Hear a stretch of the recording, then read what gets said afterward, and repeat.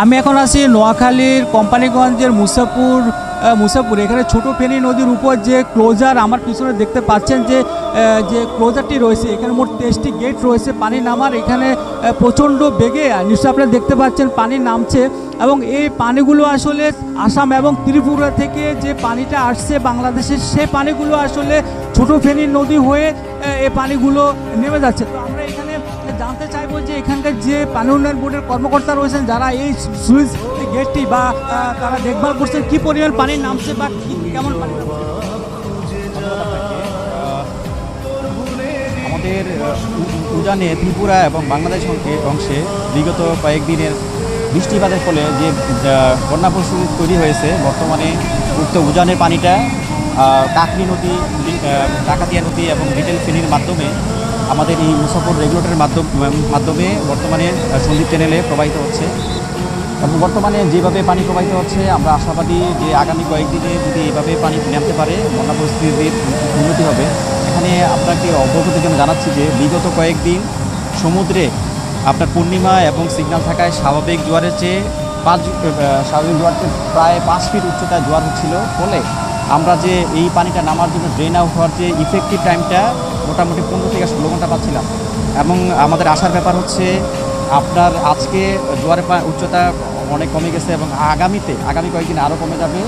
আমরা আশাবাদী যে আগামী কয়েকদিনে আমরা আরও বেশি সময় পাবো ড্রেন আউট হওয়ার জন্য এবং উজানের এই পানিটা যদি নামতে পারে, আশা করা যাচ্ছে আগামী কয়েকদিনে উজানের দাগনভূঞা, ফেনী সদর, 14 গ্রাম সহ নোয়াখালী এলাকার বন্যা পরিস্থিতির উন্নতি হবে।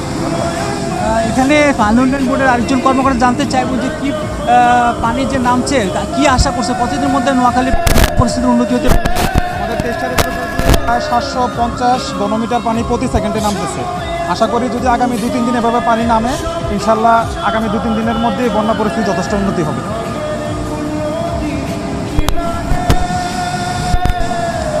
আমরা এখানে কন্টিনিউ অলরেডি পানি উন্নয়ন বোর্ডের পক্ষ থেকে এসও, এইচডি এমনকি নির্বাহী প্রকৌশলী সহ অবস্থান করতেছি। যে কোনো পরিস্থিতি মোকাবেলার জন্য আমরা ইনশাল্লাহ প্রস্তুত। আশা করতেছি যেই পরিমাণ পানি বাইরে হইতেছে, ইনশাল্লাহ খুব দ্রুতই উন্নতি হবে। গতকালকে থেকে ফেনীর পানি অলরেডি আসতেছে। আশা করতেছি যেভাবে পানি নামতেছে ওই অবস্থা থাকলে পানি খুব দ্রুত নেমে যাবে। এখানে আপনার আমাদের 23টা গেটই গত 12 তারিখ থেকে খোলা আছে। 23টা গেট দিয়ে প্রতি সেকেন্ডে 750 ঘনমিটার পানি বাইর হচ্ছে। আপনারা শুনলেন যে এখানে যে গত কয়েকদিনে নোয়াখালী এবং ফেনী অঞ্চলের যে বন্যা পরিস্থিতি বা অতিরিক্ত বৃষ্টির কারণে বা ভারতের ত্রিপুরা এবং আসাম থেকে যে উজান থেকে যে পানিগুলো নেমে এসছে, সেটি আসলে এই ফেনী নদী দিয়ে নামছে। এবং তবে ওনারা বলছেন যে আসলে ধীরে ধীরে পানির যে চাপ সেটি আসলে কমে এসছে। তো আশা করা হচ্ছে যে আগামী 3 দিনের মধ্যে এই যে বন্যা পরিস্থিতি নোয়াখালীর, সেটির আসলে মানুষের একটি স্বস্তি পাবে বলে তারা আশা করছেন। এবং এই যে পানি, এই পানিগুলো এই ছোটো ফেনী নদী হয়ে সন্দ্বীপ চ্যানেল নামছে এবং সন্দ্বীপ চ্যানেল হয়ে বঙ্গোপসাগরে নামছে। তো আসলে মানুষ উৎকণ্ঠার মধ্যে রয়েছে যে আসলে যে পানি বন্যা পরিস্থিতি কবে নাগাদ উন্নতি হবে। আসলে এই পানি নামার মধ্যে দিয়ে হয়তো বা নোয়াখালী বা ফেনী অঞ্চলের মানুষের মধ্যে কিছুটা হলে স্বস্তি পাবে বা স্বস্তি